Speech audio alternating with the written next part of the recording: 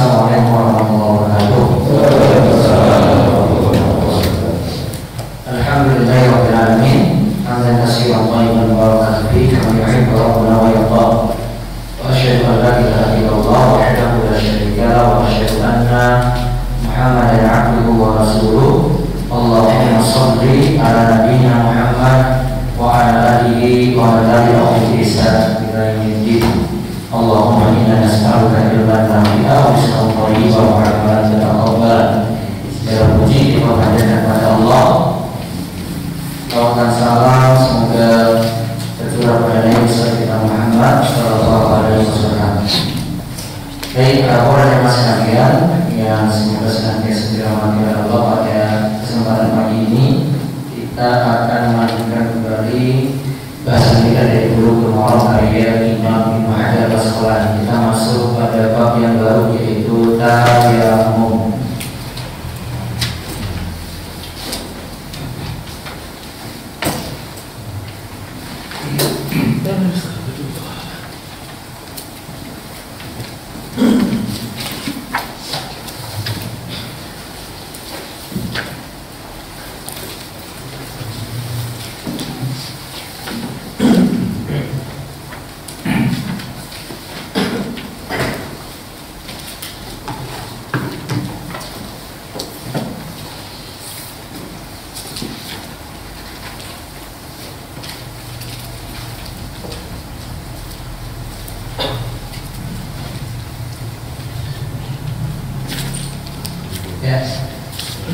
Tayamum, sebelum kita lihat secara bahasa artinya al-qasdu,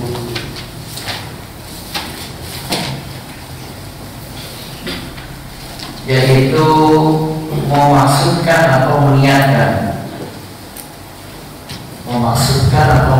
Secara istilah syar'i, tayamum artinya masul wajhi bil yadain wal yadain minas sa'id al-thayyib badalan atau fil ma' tidak ta'adur istimalihi. Sedangkan secara istilah syar'i, yang namanya tayamum adalah mengusap wajah dan tangan dengan debu yang suci sebagai ganti bersuci dengan air ketika tidak bisa menggunakan air.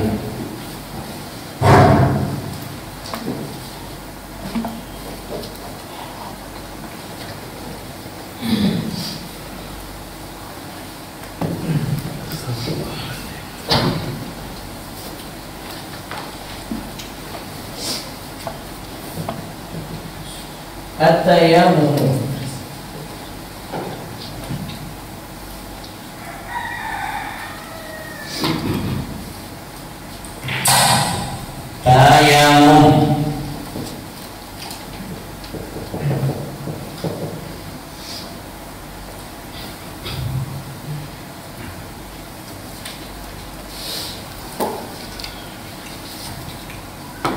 secara bahasa artinya al-qasdu.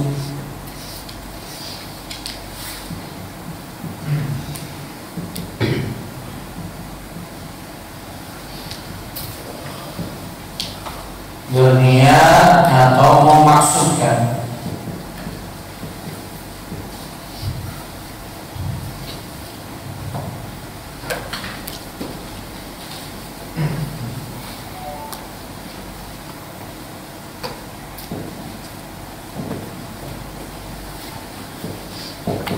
Fatayammamu sa'idan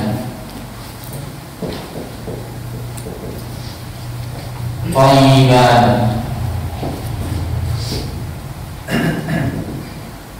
Jadi maksudnya fatayammamu uksudus sa'idan thayyiban. Yang dimaksudkan adalah memaksudkan menggunakan debu,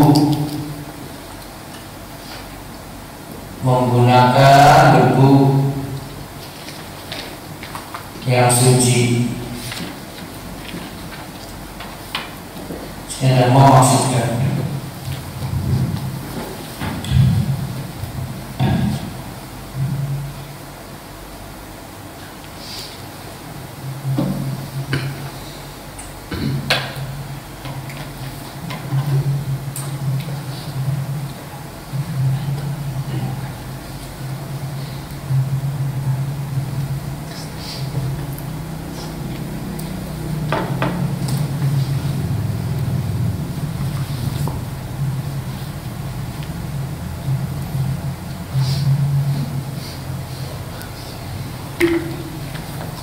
sekarang secara istilah tayamum ada berapa poin sih? Adalah mas'ul wajhi wal yadain. Karena tayamum secara istilah.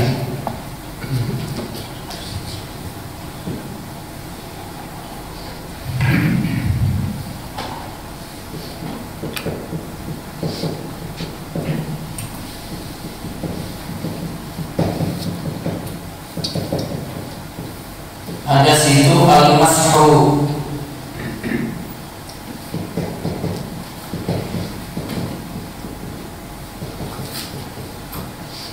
Aktivitasnya musab. Dia musab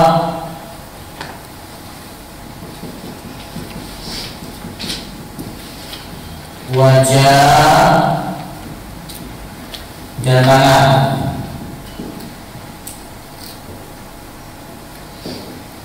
Yang ketiga dengan debu yang suci.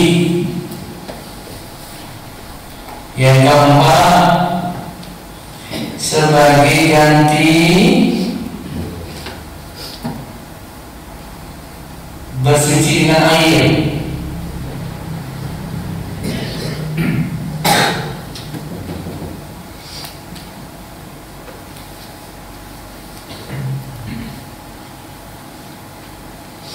Yang kelima punya uzur. Uzur apa? Halangan. Ya, uzur itu bahasa Indonesia. Punya uzur menggunakan air.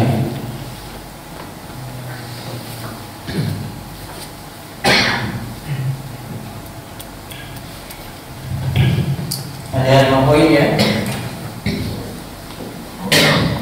Ada aktivitasnya al-mashu, musab, terus musab apa? Wajah dan tangan dengan debu yang suci sebagai ganti bersuci dengan air. Terus ada uzur menggunakan air.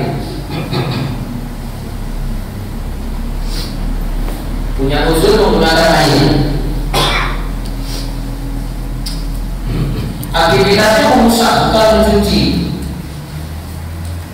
Kalau mencuci itu dikumpulkan debu terus gitu. Sama dengan air kan, kalau air itu mencuci tangan sampai siku, ya berarti kumpulkan lalu ini kan. Nah, kalau tayamum enggak, tayamum sebenarnya masuk mengusap. Yang penting tangan ini ada debu, terus diusap. Nah, usapnya wajah dan tangan. Ini tangannya apa? Tangannya cukup telapak tangan atau tangan sampai siku, nanti ada bahasannya. Terus dengan debu yang suci. Nah, debu yang suci juga di sini nanti ada bahasanya lagi. Apakah cukup debu saja? Boleh nggak pakai kerikil? Boleh nggak ada batu usap-usap ini? Ataukah dari cuma yang ada debu saja? Fi bubar, dia punya butiran-butiran dari debu gitu. Terus lagi ganti bersuci dengan air. Bacaan al-Qur'an sebagai pengganti. Nah, nanti fungsinya sebagai pengganti nanti para orang tidak berdapat lagi dari sisi ini sudah sholat. Saya sudah sholat dulu pakai debu. Apakah nanti ketika asar ya saya perlu ulangi sholat dulu lagi atau tidak? Karena tadi cuma pakai debu saya untuk sholat dulunya. Tadi katakan untuk menghormati waktu sudah pakai tayamum, menghormati waktu. Tapi nanti kalau ada asar misalnya, tadi sudah menghormati waktu saja, nah tak ulang lagi sholat duhurnya. Atau saat duhur pasti duhur, ya saya ulang lagi sholat duhurnya. Jadi ada beda pendapat sih. Kemudian punya uzur menggunakan air, bisa jadi airnya tidak ada, ya bisa jadi airnya tidak ada atau tidak bisa menggunakan air, misalnya ketika sakit. Contoh misalnya dia di rumah sakit, mau gerak-gerak nggak bisa, ya, mau gerak-gerak nggak bisa. Terus ada ya, perawat atau dokter bawakan debu, terus dia tepuk, terus usap wajah dan kedua telapak tangan. Itu ada kan di beberapa rumah sakit kayak gitu, kasih siapkan debunya. Nah itu untuk ya bersuci tadi. Nah sekarang kita lihat hadis yang pertama tentang tayamum dari Jabir. Syariat tayamum adalah diantara keistimewaan Nabi Muhammad dan umatnya. Hadis ke-126 kalau di urutan saya.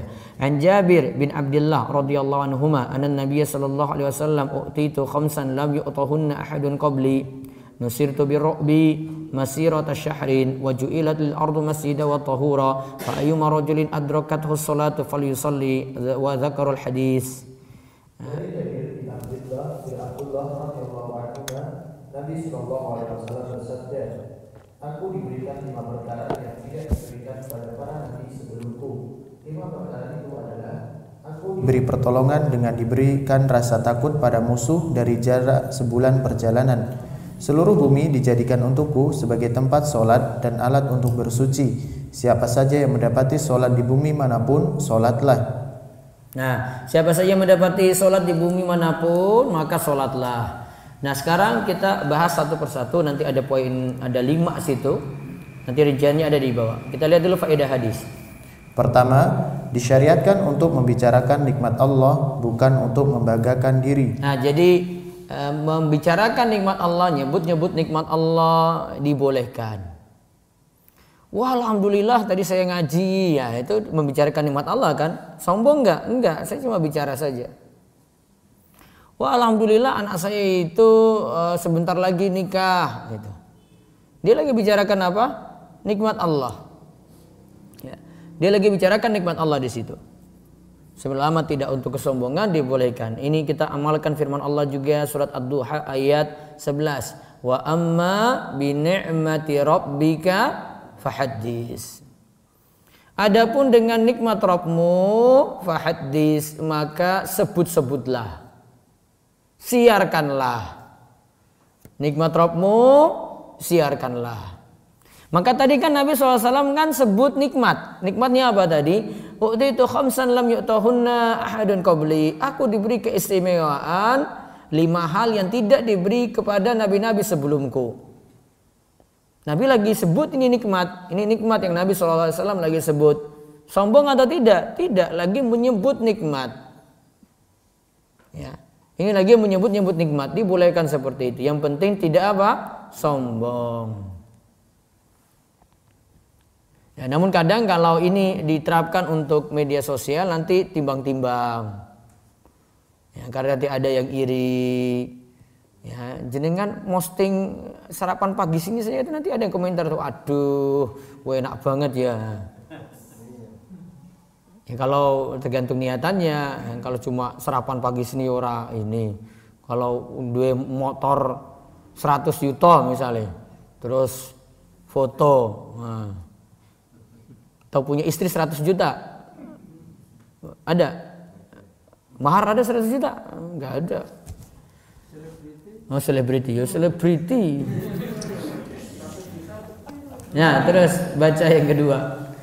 Kedua, Nabi Muhammad dan umatnya diberikan 5 keistimewaan. Nah, diberikan 5 keistimewaan. Kita baca hadisnya yang lengkap di sini. Kalau tadi itu potongan karena Imam Ibnu Hajar tidak lagi bahas 5 poin langsung, tetapi beliau ambil yang kaitannya dengan tayamum saja, sehingga beliau cuma ringkas jadi 2. Sekarang kita lihat 5 ini dari hadis Jabir. Wa an Jabirin anna Nabiy sallallahu alaihi wasallam qala utitu khamsan lam yu'tahunna ahadun minal anbiya'i qabli. Nusirtu bi ru'bi masirata syahrin wa ju'ilat lil ardil masjida wa tahura fa ayyuma rajulin adrakat as-salata falyusalli wa uhilat lil ghanaim wa lam tahilla li ahadin qabli wa atitu safaa wa kana nabiy sallallahu alaihi wasallam yub'atsu ila qaumihi khassatan wa bu'istu lin nasi ammatan. Ya baca. Dari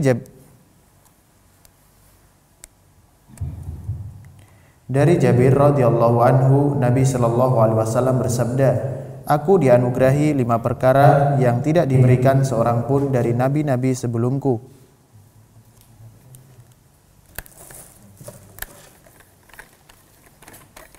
Baca dulu aja.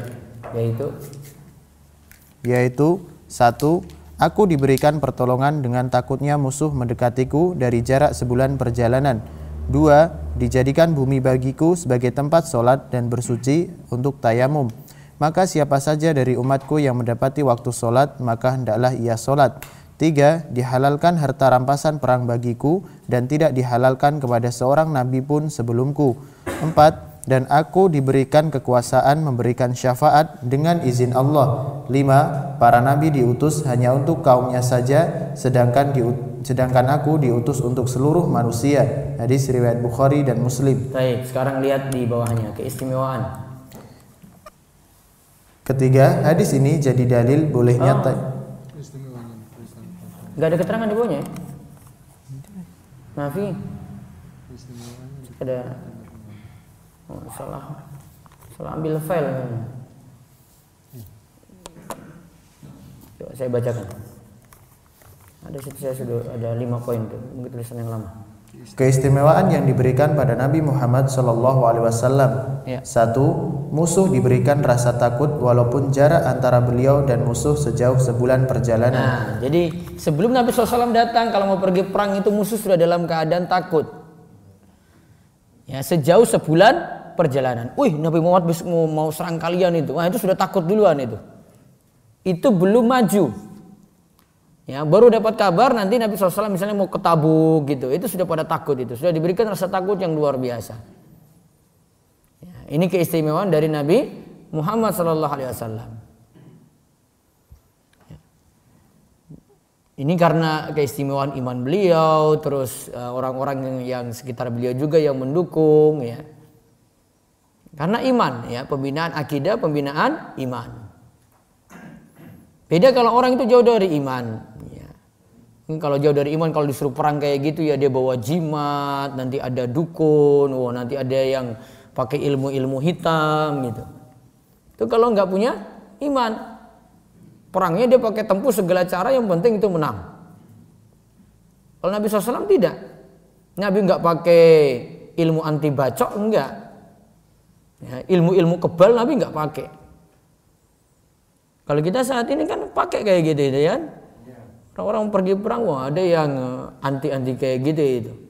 Dipotong dengan pedang sini itu nggak mempan. Itu sakti apa ada sesuatu itu ya? Ada sesuatu. Ya, tempo dulu, ada ritual-ritual dulu, baru ilmu kebal itu masuk, alias setan itu yang masuk. Nah, pergi tempat kiai dulu terus, dibacakan mantra, atau dikasih jimat, gitu dah. Ya, dipakai perampok juga. Ya dah, dipakai laki-laki nakal juga, ada. Ada juga jimatnya ayat suci ada. Raja. Terus yang kedua, bumi dijadikan masjid, yaitu tempat untuk sholat. Umat terdahulu untuk beribadah harus di tempat yang khusus. Bumi dijadikan suci dan bisa menyucikan yang lain. Nah, kalau umat yang terdahulu mau ibadah, mereka harus cari kanisah, harus cari tempat ibadahnya dulu. Ya. Dia tidak dapat tempat ibadah tersebut, ya, dia kodok itu ibadahnya. Tetapi kalau umat Islam dia dapati waktu sholat zuhur nih, saya cuma bisa di sini di pinggiran pantai ini, cari-cari musola nggak ada, boleh nggak sholat di pinggiran pantai? Boleh nggak? Nah, dicari tempatnya aman nih, saya sholat di sini, boleh.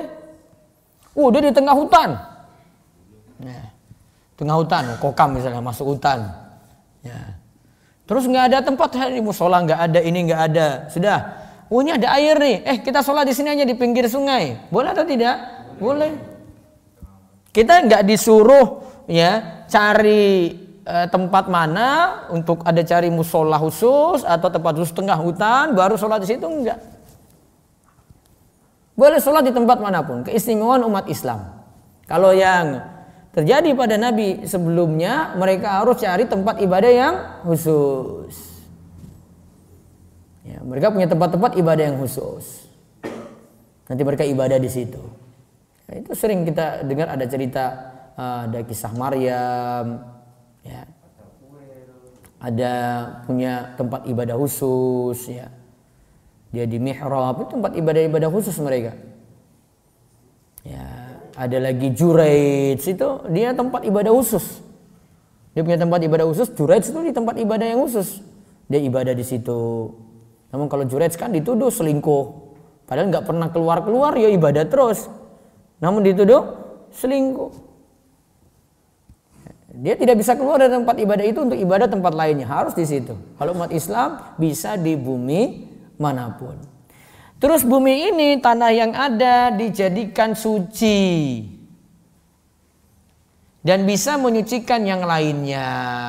Berarti asalnya pertama hukum tanah apapun itu suci terlebih dahulu kita hukumi.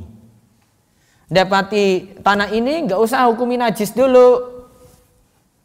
Namun yang dihukumi pertama kali apa? Suci. Kalau tidak ada indikasi, tidak ada petunjuk yang lainnya, maka tetap tanah ini dihukumi suci. Ya, dihukumi suci. Tidak boleh dianggap najis. Terus bisa mencucikan yang lainnya. Jadi debu dipakai untuk tayamum, itu namanya mencucikan yang lainnya. Ada yang lagi berhadas, kemudian debu tadi digunakan. Akhirnya ya jadi suci orang tersebut. Walaupun nanti ini beda dengan air. Kalau air ya kelihatan gitu. Ini debu sesuatu yang diusap lagi. Seolah-olah kita lihat ini kan nggak bersih. Bukan masalah nggak bersihnya, namun syariat menganggap dengan debu saat tayamum ini kita jadi suci.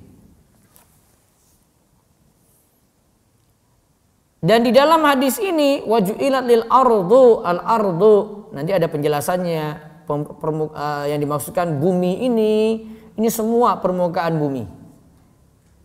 Nanti ada perselisihan di sini apakah menggunakan kerikil tadi dibolehkan ataukah tidak. Nanti ada pembahasan di hadis kedua. Terus yang ketiga, umat Islam dihalalkan ghanimah atau harta rampasan umat terdahulu harus dikumpul atau rampasan perang dari orang kafir ketika jihad. Harta rampasan umat terdahulu harus dikumpulkan di suatu tempat lalu dibakar dengan api dari langit. Nah, lihat, ini ada namanya ghanimah. Ghanimah itu harta rampasan perang.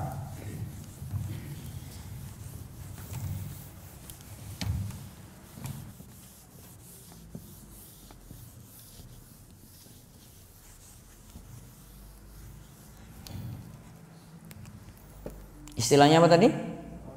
Ghanimah.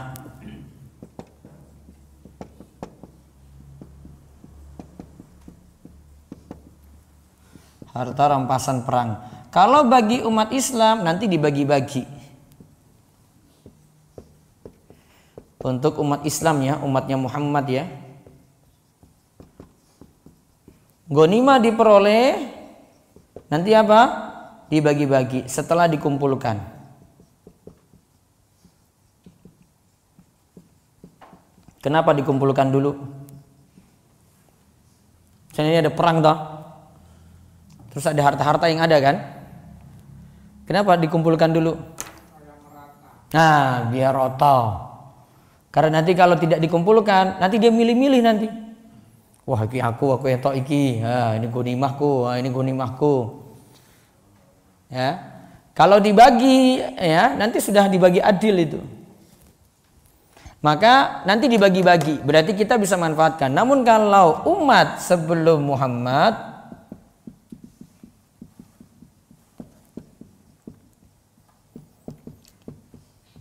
perbedaannya itu tidak boleh dimanfaatkan, tapi dibakar. Eman-eman toh, iya. Dibakar. Dibakarnya bagaimana? Gini, jadi kan semua sudah perang, selesai. kumpulin tadi semuanya, harta rampasan perang kan. Nah, baru kemudian api dari langit turun untuk bakar ghanimah ini. Kalau jenengan gimana sikapnya coba ketika ikut kayak begitu? Hah? Eman-eman tuh pasti ada yang nyolong kan? Ah, ini tak simpan aja lah biar nggak dibakar lah itu. Wah, ini ono emas 10 gram, tak simpan, dengan orang ketahuan. Kalau ada yang nyolong, api nggak turun. Tahu? Kalau ada yang nyolong berarti apa? Api tidak turun. Hah? Nyolong kabeh, api nggak turun, kena masalah nanti kamu. Ini malah itu nggak boleh dimanfaatkan kok. Justru dicari, tunggu. Siapa yang nyolong nih? Keluarkan. Ketika dia keluarkan baru api turun dari langit, bakar itu. Itu resiko perang dahulu yang terjadi sebelum umat Nabi Muhammad. Nabi Muhammad umatnya itu dihalalkan apa? Ghanimah. Orang dahulu malah sakti-sakti ya. Sakti-sakti kepi. Nggak bisa nurunkan api dari langit. Wah, itu kan enggak syariat dulu pokoknya. Sekarang kan enggak. Bukan masalah itu. Nah, di sini maka muncul istilah, nah ini. Ada istilah nyolong seperti ini ketika harta rampasan perang dibagi ya. Itu ada istilah al-ghulul.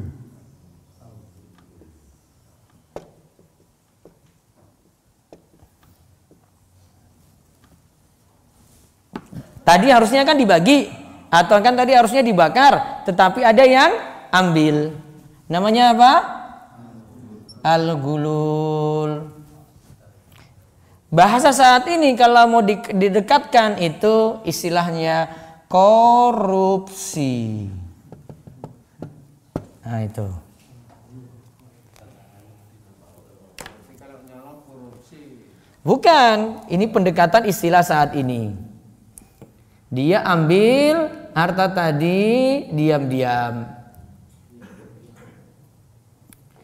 Ada perbedaan gulul, ya gulul, ya kalau penerapan saat ini ya zaman ini ya, gulul dengan nyolong atau sarikoh. Ada perbedaan antara korupsi itu dengan nyolong. Kalau nyolong itu ada uang diberangkas, kemudian ada yang bobol. Bukan terang-terangan, diam-diam juga kok nyolong kok. Apa nyolong terang-terangan? Nyolong ada perampok terang-terangan. Ada terang-terangan enggak kan? Maling kok lapor-lapor dulu. Enggak ketahuan juga. Tetapi barang itu sebenarnya dijaga. Ya, barang dijaga. Kalau Pak Sudar punya HP terus dijamret gini, nah itu bukan istilah sarikoh, bukan. Itu bukan mencuri kalau istilah syariat. Istilahnya merampas.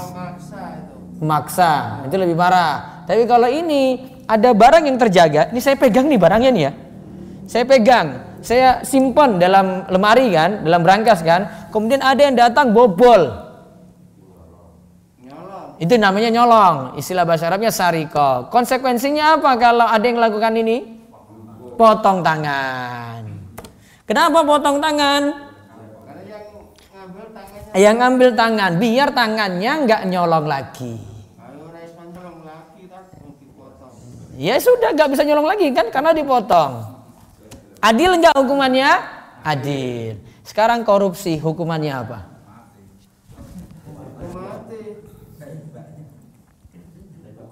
Misalnya orangnya ditugaskan megang uang, terus dia pakai kan? Iya toh? Dia pakai. Uangnya dalam keadaan seperti orang yang mencuri tadi enggak? Tidak, uangnya dia pegang, dia ambil. Uangnya dia pegang kan? Dipegang, saya manfaatin dulu deh, nanti saya kembalikan. Kalau ada. Ternyata disuruh balik, enggak? Balik-balik. Nah, gitu kan?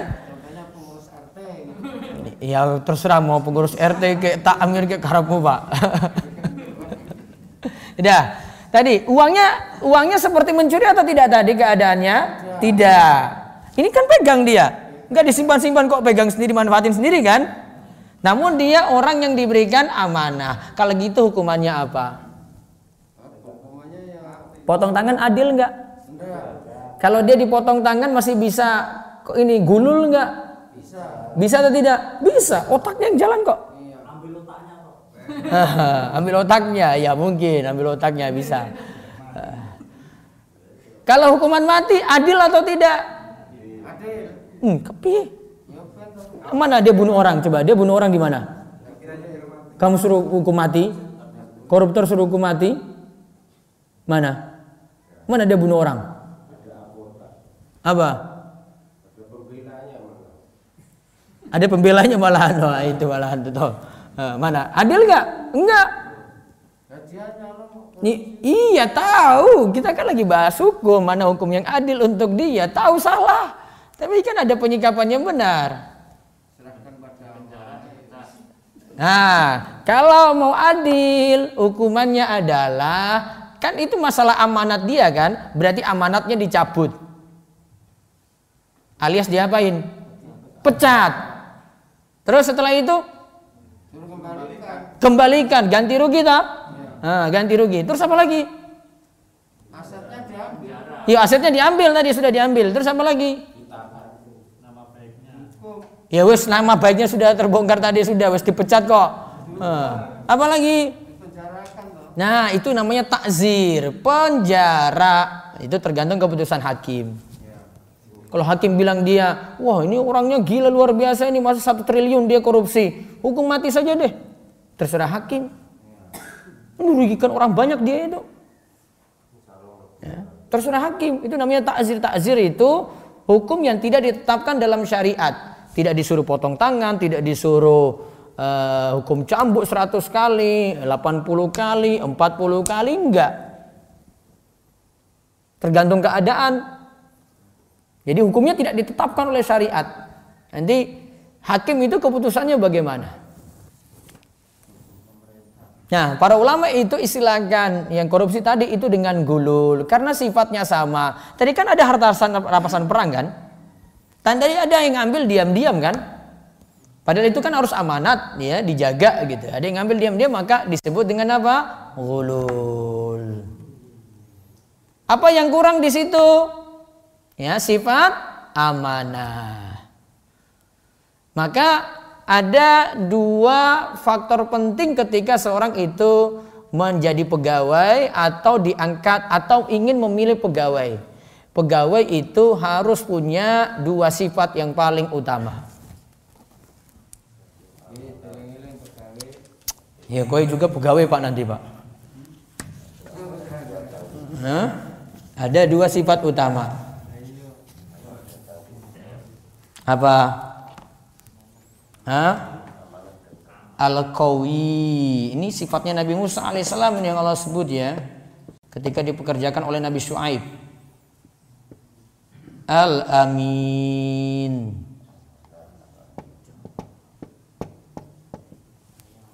Al-Qawiyul Amin. Al-Qawi apa? Capable. Apa bahasa Jawa nih? Mumpuni. Mumpuni. Cakap bekerja. Bisa kerja. Yang kedua alamin apa? Amanat. Jujur. Terpercaya.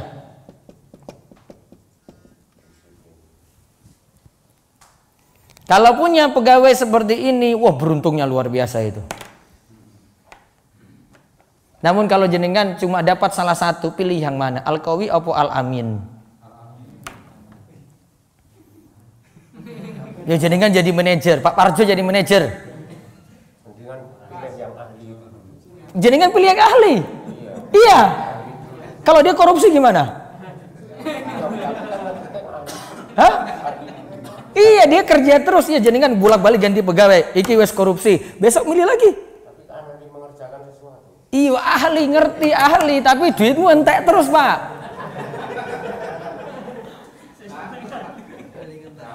Paham ora iki? Toko, misalnya jenengan punya toko aja deh, suruh pegawai jaga gitu. Tiap hari dia nyolong 50.000. Nggak bandul berarti. Iya, makanya tak bilang kok. Milih apa kalau gitu, kalau pilih salah satu? Ini. Pak, orang bodoh gimana pun masih bisa disekolahkan loh, masih bisa diajarin loh, Pak. Tapi kalau sudah sulit. Iya toh. Saya punya pegawai toh, ini baru masuk. Iku ora iso apa-apa coba, Pak. Tapi wonge Masya Allah, apik tenan. Disuruh pegang ini yo amanat, disuruh pegang ini yo amanat, gimana coba? Tinggal diapain kalau dia itu kurang ilmu? Diajari. Ada yang bisa, ini ada yang sudah punya pengalaman. Ngajarin ini nih ya, ngedidik dia. Biasanya kalau di kantor itu jujur, Kalau di kantor, iya kayak Pak Parjo tadi pilih. Nah, itu.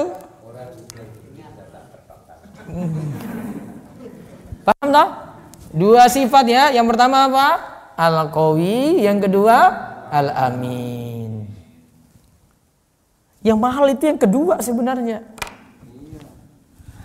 Maka kalau ada yang misalnya yang diposisikan itu jadi bendahara penting, ya, itu harusnya gajinya juga ya penting juga ditambah gitu. Biar dia nggak utak-atik uang ini. Termasuk Menteri Keuangan, iya termasuk, betul. Pikiranmu dhuwur banget, Pak.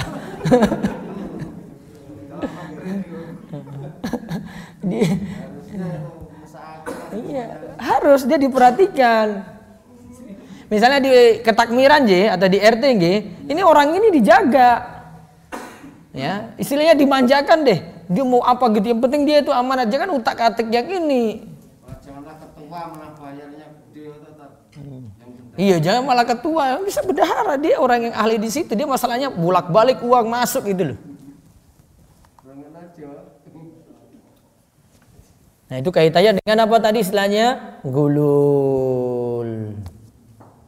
Paham tak gulul lah? Kenapa disebut gulul? Yang dulu itu disebut gulul kenapa? Wah, harta rampasan perang diambil diam-diam. Nah, dibawa ke istilah sekarang ya, para ulama kontemporer katakan istilah korupsi itu sama dengan gulul. Hukumannya apa tadi? Dicabut. Potong tangan adil atau tidak? Tidak. Bunuh langsung? Tidak. Terus dicabut amanatnya. Suruh ganti. Ada hukuman takzir. Terus baca lagi nomor 4. Nabi Muhammad SAW diberikan syafaat uzma, yaitu untuk ahli mauqif yang sedang menunggu persidangan. Nah, Nabi SAW diberikan syafaatul uzma. Jadi kita nanti kumpul pada hari kiamat itu dibangkitkan, terus di pada mahsyar dikumpulkan dulu. Ya. Karena keadaan ketika itu benar-benar sulit. Sulitnya itu karena ya orang-orang saat itu matahari didekatkan kepada orang-orang yang berada di pada mahsyar, sehingga mereka bermandikan keringat. Ada yang keringatnya sampai di kakinya, ada yang sampai di pusernya, ada yang sampai di pundaknya, ada yang tenggelam dengan ya keringatnya sendiri. Nah, karena butuh supaya masalah di saat dikumpulkan tadi itu selesai, maka mereka datangi para nabi. Minta kepada Nabi Adam, tolonglah berdoa pada Allah supaya masalah ini segera di sidang ini segera dijalankan. Nabi Adam bilang, saya pernah lakukan kesalahan dulu. Saya enggak beri. Terus datangi Nabi Nuh. Nabi Nuh bilang, saya punya kesalahan dulu dengan anak saya, yaitu saya doakan anak saya ketika itu. Anaknya padahal anaknya itu tidak mau taat. Terus datangi Nabi Azmi yang lainnya, Nabi Musa, Ibrahim, baru kemudian Nabi Isa. Ya, kemudian Nabi Isa itu katakan, datangilah Nabi yang terakhir, yaitu Nabi Muhammad. Jadi nabi-nabi yang lain tadi nggak bisa beri nih. Kemudian Nabi Isa rekomendasikan siapa? Nabi Muhammad. Kemudian Nabi Muhammad tadi datang kepada Allah, ya, menghadap Allah, kemudian beliau puji-puji Allah dulu, sujud di hadapan Allah, kemudian Allah itu katakan, isfa tu syafa. Sekarang waktumu untuk beri syafaat, ya, gunakan syafaat itu. Setelah muji Allah, setelah dapat izin dulu. Ya, setelah dapat izin dulu, baru kemudian SK-nya turun. Nah, itu kan bahasanya. Baru kemudian diberikan syafaat tadi. Bukan langsung Nabi SAW beri syafaat, Allah belum ngomong dulu, enggak. Tapi setelah dapat izin dari Allah kemudian baru memberikan syafaat. Man dzalladzi yashfa'u indahu illa biizni. Ya, dan man dzalladzi yashfa'u, yang memberikan syafaat illa biizni, harus dengan izin Allah dulu. Kalau nggak ada izin Allah, syafaat tidak turun. Sehingga kalau Allah yang memberikan izin, minta syafaatnya pada siapa? Pada Nabi Muhammad atau minta pada Allah? Kalau Allah yang memberikan izin, syafaat tadi keluar, berarti kalau mau minta syafaat pada siapa? Hah? Pada siapa? Allah. Ngapain lewat Nabi Muhammad? Iya kan? Minta pada Allah langsung. Walillahi syafa'atu jami'a. Allah katakan, ya, milik Allah seluruh syafaat yang ada. Milik Allah seluruh syafaat yang ada. Allah yang pegang izinnya tadi. Izinkan pada siapa yang nanti bisa berikan syafaat gitu. Berarti mintanya pada Allah. Dan orang yang diberi syafaat juga tunggu kalau Allah itu ridho. Kalau Allah tidak ridhoi, dia itu pelaku syirik, maka tidak akan bisa mendapatkan syafaat.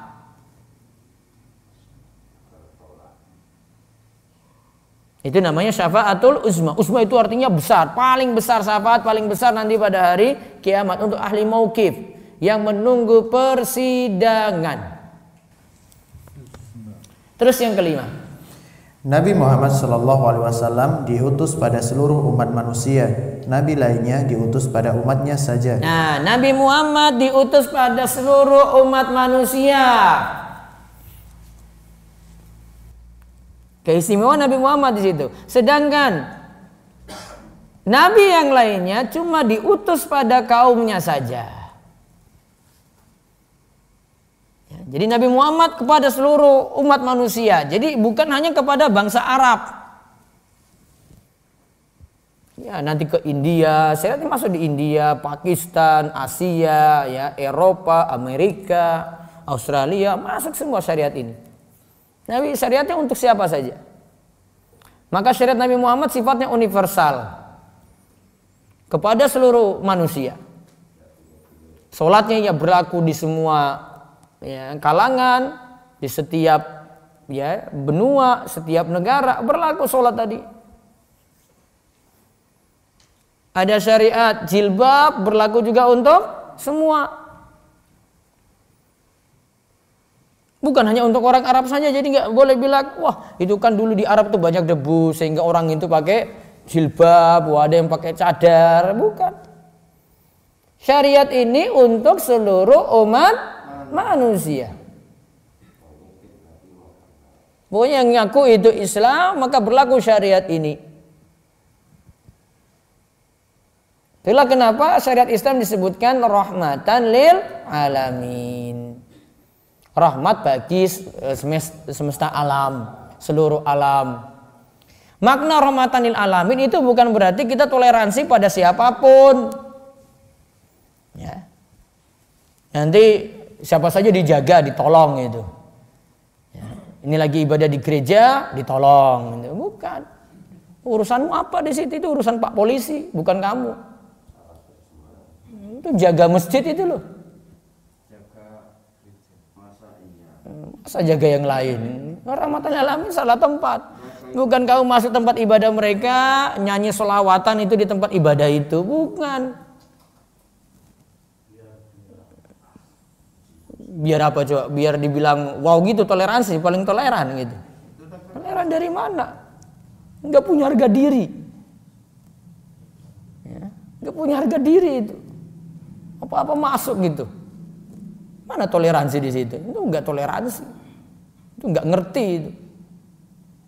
Kalau toleransi biarin aja. Dia mau ibadah saya nggak ganggu kok. Dia mau pergi ke tempat ibadahnya, sudah kamu pergi aja, sudah. Oh itu hari rayamu, sudah saya nggak dukung. Oh itu ibadahmu, sudah. Urusan yang lain nanti itu untuk penjagaan, ada yang punya tugas sendiri. Gitu. Loyalnya pada yang muslim dong. Dukungnya pada yang muslim. Sudah punya prinsip. Gitu Pak Sudar. Gitu juga. Jaga gereja gitu. Karena bayar gitu loh. No, fulus itu berarti ada fulus. Maafi fulus mamfus. Ada uang. Ini dulu. Orang muslimnya kere-kere gak kasih kamu duit ya. Terus itu ya. Jadi itu syariat Nabi Muhammad. Berapa tadi keistimewaan Nabi Muhammad? 5. Satu apa tadi? Musuh sudah takut sebelum Nabi hadir. Sebulan perjalanan itu sudah pada takut. Yang kedua, seluruh bumi boleh untuk tempat sholat, jadi alat untuk bersuci. Yang ketiga, dihalalkan ghanimah. Yang keempat, dapat syafaatul uzma. Yang kelima, diutus untuk semua umat. Terus faedah yang ketiga. Hadis ini jadi dalil bolehnya tayamum dengan tanah apapun asalkan suci. Nah, jadi dalil bolehnya tayamum dengan tanah apapun. Mau dapati tanah, mau dapati debu, mau dapati kerikil, ada di batu, dia usap. Yang penting itu permukaan bumi dan suci. Beda kalau tidak ada debu. Nih, ini mana debunya? Saya cek di sini nggak ada debu ini. Ustadz ada itu ukuran mikro. Iya, mana mikronya nggak kelihatan. Kan harus terlihat. Saya usap-usap meja ini debunya nggak ada. Yang nggak ada debu. Cari yang ada debu. Cari di mana coba? Hah? Tembok. Coba tembok di tembok Pak. Ya ada di luar. Ya cari di luar berarti.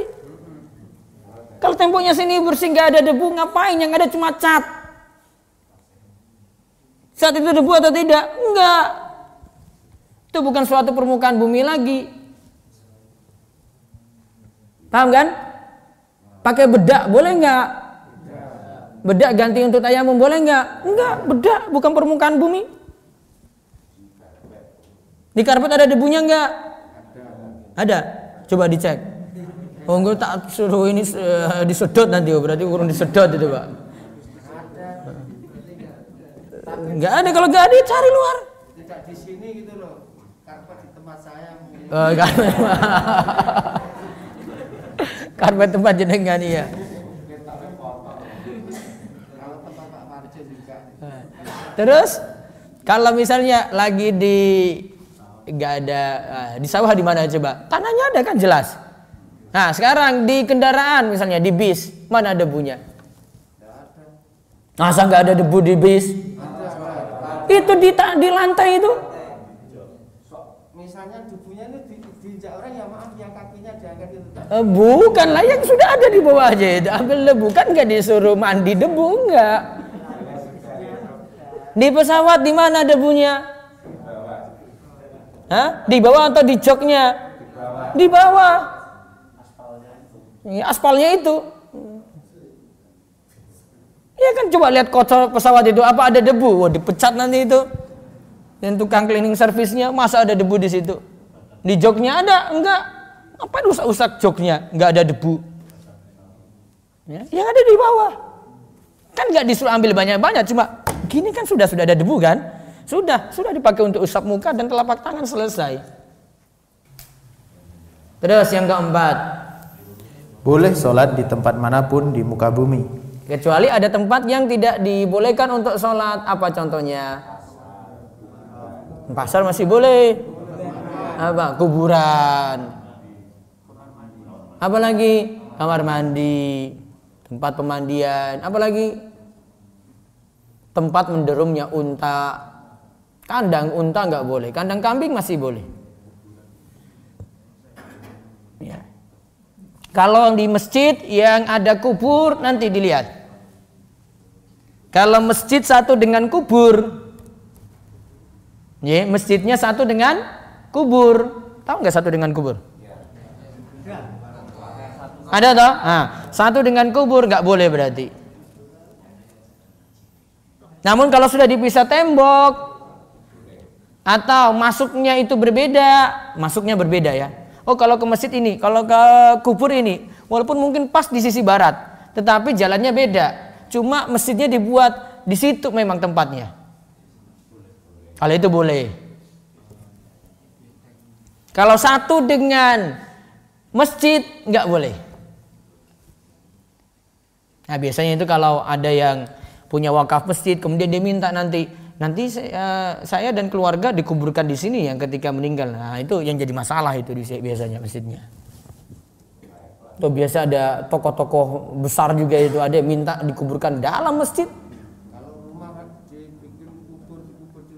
Kalau dibikin kubur di rumah, terus sholat di situ tidak boleh. Di kamar yang ada kuburnya nggak boleh. Di kamar yang lainnya boleh. Nah, baiknya ya tidak satu dengan rumah. Enggak. Terus baca lagi yang kelima. Hendaklah menunaikan sholat pada waktunya dalam keadaan apapun, baik mendapati air ataukah tidak mendapati air. Nah, kita sholat pada waktu apapun. Artinya itu masih sholat zuhur, sholatlah ketika itu, bisa di awal, tengah, akhir, ya. Kalau tidak dapati air ya sudah, yang penting saya sholat pada waktunya, tepat waktu. Meskipun dengan menggunakan debu. Terus keenam. Jika punya sangkaan kuat akan mendapati air pada akhir waktu, afdalnya mengakhirkan sholat agar syarat bersuci dengan air bisa dipenuhi. Sedangkan sholat pada awal waktu hanya bertujuan menjaga sholat pada awal waktu saja. Nah jadi misalnya gini ya, air nanti nyala jam 2, sedangkan sudah masuk waktu zuhur.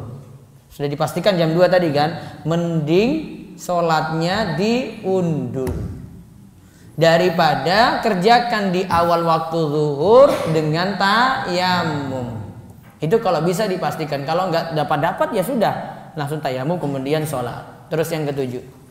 Jika menurut sangkaan kuat tidak mendapati air hingga akhir waktu sholat, mendahulukan sholat pada awal waktu itu lebih afdal. Nah jika menurut sangkaan kuat tidak mendapati air hingga akhir waktu sholat, zuhur dari jam 12 sampai jam 3 itu belum dapati air, maka mendahulukan sholat pada awal waktu walaupun dengan tayamum itu lebih afdal.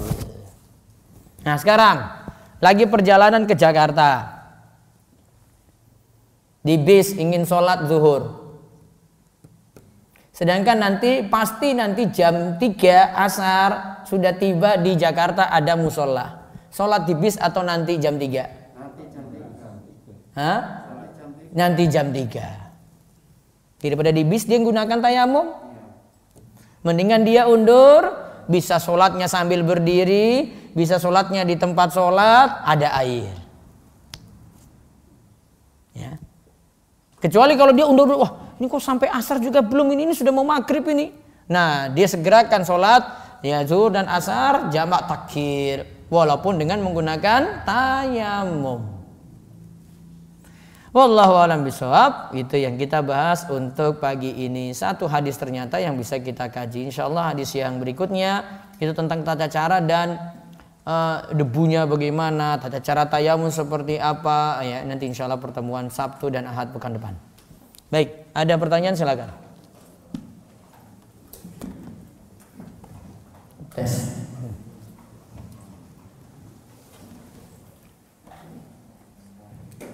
Siapa? Yes, Pak Sudar. Assalamualaikum Pak. Waalaikumsalam warahmatullahi wabarakatuh. Yang saya tanyakan gini tadi bumi atau tanah di mana saja bisa untuk sholat gitu. Misalnya sekarang ada suatu tempat yang punya peribadatan selain agama kita, itu keadaan hujan mungkin atau di gereja atau di kuil atau di pura itu kan. Kita bertemu pas waktu sholat, boleh nggak sholat di situ? Bolehkah sholat di situ kan? Boleh selama tidak ada sesuatu yang terlarang di situ. seperti patung. Ya biasanya kalau kuil atau Ya dihancurkan dulu Pak, dihancurkan dulu kalau bisa. ini kan sudah menghabiskan waktu kan. Kalau nggak mungkin ya sudah di pinggirannya aja gitu, tempat manapun boleh. Yang kedua yang kemarin tuh saya mau tanya tentang musyrik gitu loh. Sekarang banyak sekali orang-orang itu kan mengaku muslim, yang kajian kemarin sore itu banyak mengaku muslim, tapi mereka itu kok ada indikasi syirik gitu loh. Apakah kalau mereka itu ditanya tuh ini juga amal soleh kok gitu loh. Misalnya datang ke kubur, mereka membaca Yasin. Nah kalau datang ke kubur baca Yasin tidak sampai musyrik Pak. Yang penting nggak ada doa di situ, doa kepada penghuni kubur minta-minta. Tapi banyak kan itu, ini kan amal soleh. Iya, tapi itu nggak masuk syirik, itu nanti masuk perkara tidak ada tuntunan. Nggih. Beda bid'ah sendiri, syirik sendiri nggak boleh campur-campur. Ya, iya makanya saya tahu kan teatan. Iya saya jawab.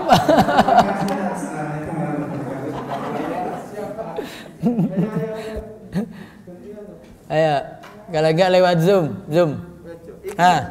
Bentar, tunggu sabar dulu Zoom. Ini Pak Parjo dulu. Assalamualaikum Ustaz.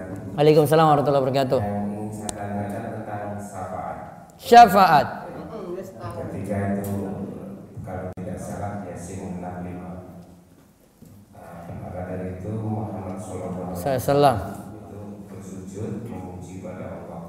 Setelah diberi izin, apakah yang mendapatkan syafaat itu setelah mendapatkan ketetapan dari Allah ataupun kehendak? Dua syarat, izin dan ridho. Allah beri izin, terus ini dicek ini orangnya yang diberi syafaat itu diridhoi, baru syafaat itu dia dapat. Artinya itu kehendak Muhammad setelah umat Muhammad itu tidak pilih-pilih begitu. Tidak bikin-bikin, tapi itu kehendak Allah. Setelah lihat amalan dia, oh yang penting kuncinya cuma satu, tidak berbuat syirik. Terima kasih Ustaz. Iya. Waalaikumsalam warahmatullahi wabarakatuh. Ada lagi yang di sini? Nah, monggo.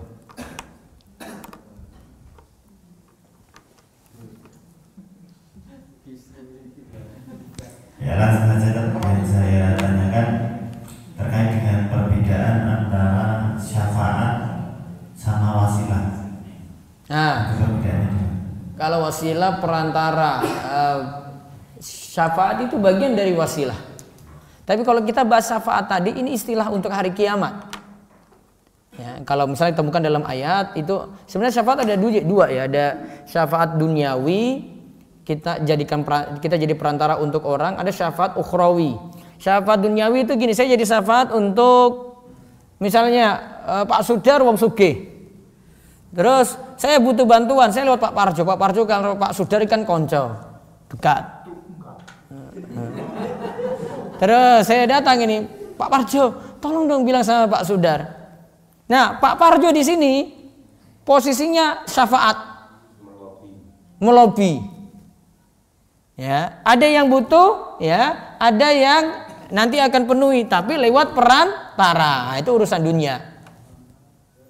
Kalau urusan akhirat, iya kita dengan Nabi Muhammad, terus ada Allah ya kan.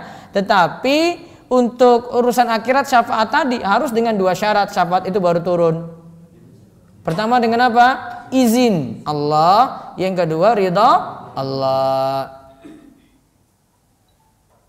Kalau tidak ada izin, tidak ada syafaat, tidak ada ridha, tidak ada syafaat. Allah izinkan dulu siapa yang beri syafaat. Jadi Nabi Muhammad tadi posisinya ya, Allah izinkan Nabi Muhammad dulu beri syafaat. Sedangkan untuk ya, orang yang diberi, kita yang diberi syafaat, ya itu kalau Allah ridha. Namun kalau syafaatul uzma itu berlaku untuk orang beriman maupun orang kafir, karena masalah persidangan. Beda kalau syafaat untuk masuk surga. Syafaat untuk orang yang di dalam neraka, keluar dari neraka masuk surga. Nah itu untuk orang beriman. Kalau itu syafaat ini yang uzma tadi yang kita sebut untuk orang beriman dan orang kafir. Dan ada syafaat juga untuk orang kafir diberi, namun cuma satu. Pada Abu Thalib saja. Abu Thalib dapat syafaat. Syafaatnya apa? Cuma diperingan siksa di neraka, tapi tetap di neraka. Cuma diperingan, tapi orangnya tetap di neraka. Itu syafaat. Ya. Dengan wasilah, kalau wasilah itu lebih pada ketaatan, amal soleh gitu. Mungkin lebih dekat wasilah ini dengan tawasul. Ya, tawasul itu hampir sama jadi perantara juga, namun kita jadikan amal soleh untuk perantara urusan-urusan kita dimudahkan Allah.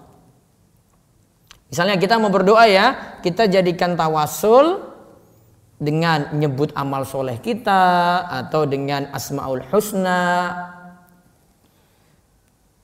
ya, atau minta doa dari orang soleh yang hidup apa mati? Masih hidup. Jadi wasilah itu cenderung pada ketaatan secara umum yang kemarin kita bahas di kajian sore ya, kajian muslim tapi musyrik itu. Tetapi kalau untuk tawasul, kalau tawasul itu perantara, misalnya dalam doa. Jadi wasilah mungkin disebut perantara secara umum, kalau tawasul perantara dalam doa. Baik. Terus zoom dulu silakan. 2 pertanyaan. Ya, silakan pertanyaan pertama Faizah.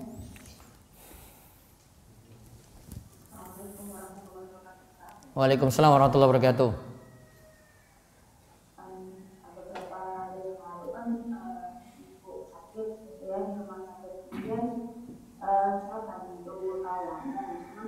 Karena kondisinya di lantai 4 dan rumah sakitnya kan lockdown, ada beberapa kasus COVID. Saya nggak dapat ya saya nggak tenang nggak ada dan saya nggak memungkinkan untuk turun ke bawah gitu karena kondisi ibu yang ini sudah parah istilahnya, dan saya cuma sendiri. Saya cuma saat itu yang saya mau pakai apa ya gitu. Akhirnya saya pakai ini bungkus tisu kering itu, plastiknya itu saya usapkan ke tangan beliau gitu.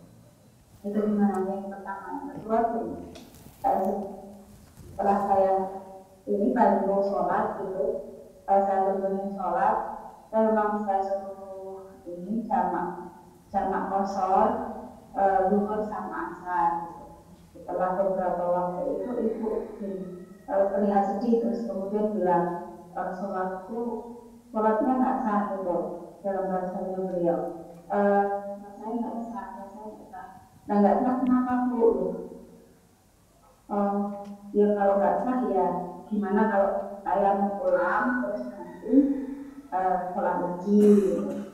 Tapi beliau seolah-olah mengisyaratkan nggak bisa. Soalnya kayak keluar angin sejak dalam waktu dekat itu keluar angin terus gitu.